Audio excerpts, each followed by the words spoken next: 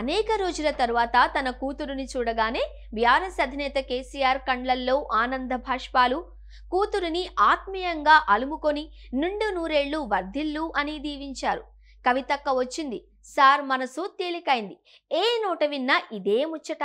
5.5 నెలల సుదీర్ఘ విరామం తర్వాత ఎమ్మెల్సీ కవిత తన తండ్రి కేసీఆర్ ను గురువారం ఎర్రవల్లిలోని ఆయన నివాసంలో కలిశారు. భర్త అనిల్ రావు, కుమారుడు ఆదిత్యతో కవిత వ్యవసాయ క్షేత్రానికి చేరుకోగానే దిష్టి తీసి ఇంట్లోకి ఆహ్వానించారు.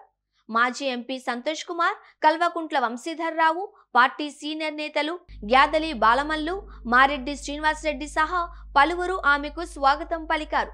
కన్నబిడ్డను చూడగానే బీఆర్ఎస్ అధినేత కేసీఆర్ ఒకంత భావోద్వేగానికి గురయ్యారు. అక్రమ నిర్బంధం నుంచి బయటకొచ్చిన బిడ్డను తొలిసారి చూడగానే ఆయన కండ్లల్లో ఆనందం తొణికిసలాడింది. ఎమ్మెల్సీ కవిత తండ్రి కేసీఆర్ దగ్గరికి చేరి ఆయన పాదాలకు నమస్కరించారు. బిడ్డను కేసీఆర్ ఆప్యాయంగా అక్కున చేర్చుకుని ఆశీర్వదించారు. ఈ సందర్భంగా కవిత మురిపంగా తన తండ్రి చేతిని ముద్దాడారు. ఆమె యోగక్షేమాలపై కేసీఆర్ ఆరా తీశారు. మధ్యాహ్న భోజనం తరువాత సాయంత్రం 4:30కు కవిత తిరిగి హైదరాబాద్ నగరంలోని తన నివాసానికి బయలుదేరి వెళ్లారు. చాలా కాలం తర్వాత తమ పార్టీ అధినేత ఉత్సాహంగా కనిపించారు అని బీఆర్ఎస్ నేతలు పేర్కొన్నారు.